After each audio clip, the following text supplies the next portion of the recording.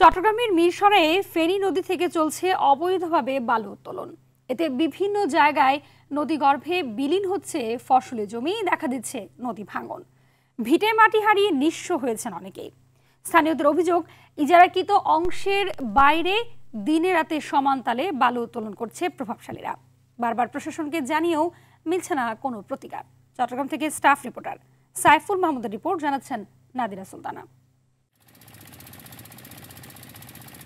চট্টগ্রামের মিরসরাই উপজেলার করেরহাট ইউনিয়নের অলিনগর গ্রামের পাশ দিয়ে বয়ে গেছে ফেনী নদী। সবার চোখের সামনে ড্রেজার মেশিন বসিয়ে নদী ও তীরবর্তী কৃষি জমি থেকে বালু তুলে নেওয়া হচ্ছে। পাহারা দিয়েও জমি রক্ষা করতে পারছেন না কৃষকরা। ইতিমধ্যে 10 থেকে 12 একর জমি নদীগর্ভে বিলীন হয়েছে। প্রতিবাদ করলে দিচ্ছে প্রাণনাশের হুমকি। কাটার দিয়ে রাতের আধারে জমির মাটি কেটে নিয়ে যাচ্ছে বালু খেকোরা।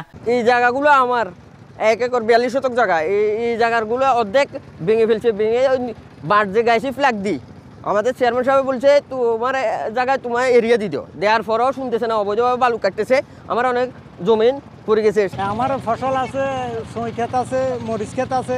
অবৈধভাবে বালু তোলার কারণে আমার ফসল নষ্ট হয়ে যাচ্ছে। স্থানীয়রা জানান, গত 31 ডিসেম্বর উপজেলা সহকারী ভূমি কমিশনার ও কৃষি কর্মকর্তা করেরহাটে আসলেও বালু উত্তোলনের বিরুদ্ধে অভিযানের প্রশ্নে জনবল সংকটের অজুহাত দেন।